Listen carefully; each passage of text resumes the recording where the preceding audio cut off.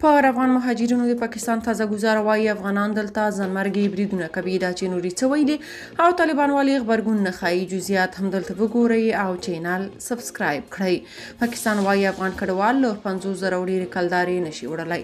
پر افغان کډوالو د ظلمونو محدودیتونو دوام. د پاکستان د کورنیو چارو سرپرست وزیر ویلي چې له پاکستانه ستنېدونکي افغان کډوال له ځان سره تر 50,000 زیاتې کلدارې نشي لیږدولی.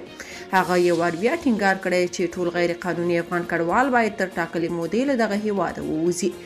دغه راز افغانستان او نړیوال له پاکستان غوښتنه کوي چې د افغان کډوالو په اړه پریکړه بیرته واخلي، خو دغه هیواد یې نه مني. هغه زیاته کړه چې له جنوري راهیسې په پاکستان کې 40 ځانمرګي بریدونو له ډلې 14 افغانانو کړي دي. طالبانو نور ګاونډیانو ته د ورته تورونو په غبرګون کې توم ځواب ورکوي، خو پاکستان ته یې لا ځواب نه دی ورکړی. شنونکي وایي دا چې د یو شمېر طالب مشرانو کورونه اوس هم پاکستان کې دي، نو له همدې امله چوپ پاتې کیږي.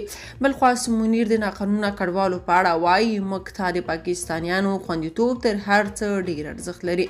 د پاکستان د پوځ مشر جنرال سید عاصم منیر د پنجشنبې په ورځ وویل چې د هر پاکستاني وګړي خوندیتوب ورته ډیر ارزښت لري او نه غواړي چې له ګواښ سره مخ شي. له همدې امله په راتلونکې میاشت کې په جبري توګه د ناقانونه کډوالو بیرته ستنولو ته چمتو دی.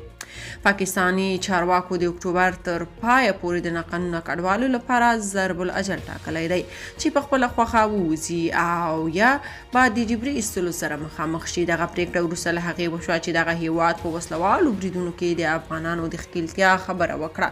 د پاکستان دغه پریکړه د سیمه ییزو نړیوالو سازمانونو او ډلو لخوا له پراخو غبرګونونو سره مخامخ شوه. که تاسو په دې اړه څه نظر لرئ په کومنټ کې شریک او چینل سبسکرایب کړئ.